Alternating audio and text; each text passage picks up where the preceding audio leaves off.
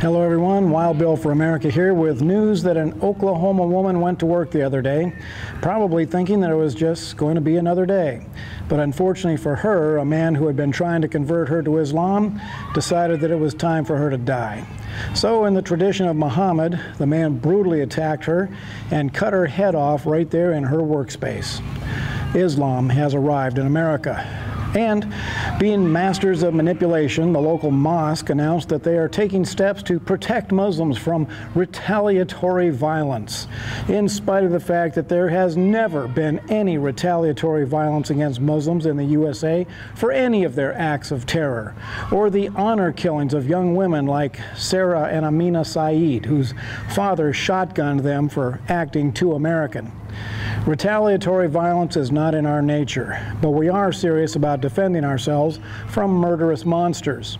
The most effective way to be a bully in the USA is to pretend to be a victim, a tactic commonly used by feminists, race baiters, homosexuals, and of course, Muslims.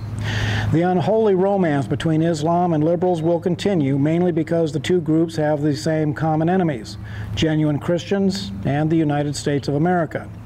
Islam, the biggest religious bully in world history, is very good at playing the poor victim, and liberals are too deaf, dumb, blind, and arrogant to see that they're being played.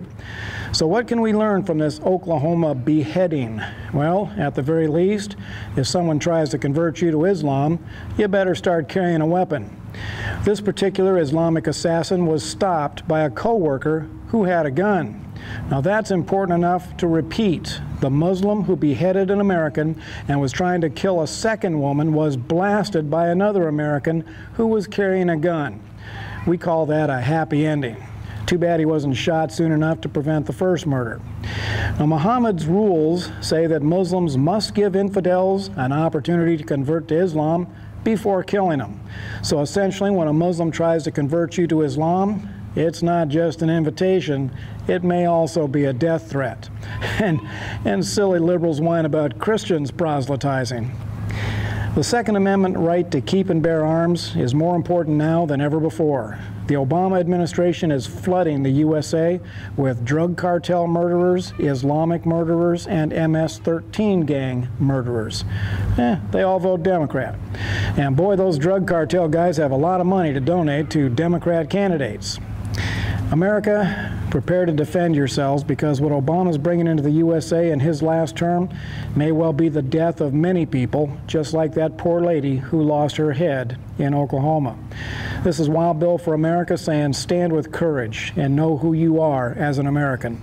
There's only one thing that defeats a murderous false religion, and that is the real thing: Jesus Christ, as revealed in the Scriptures, the foundation of the USA. So, praise the Lord and pass the ammunition. Thank you for watching, and America bless God again.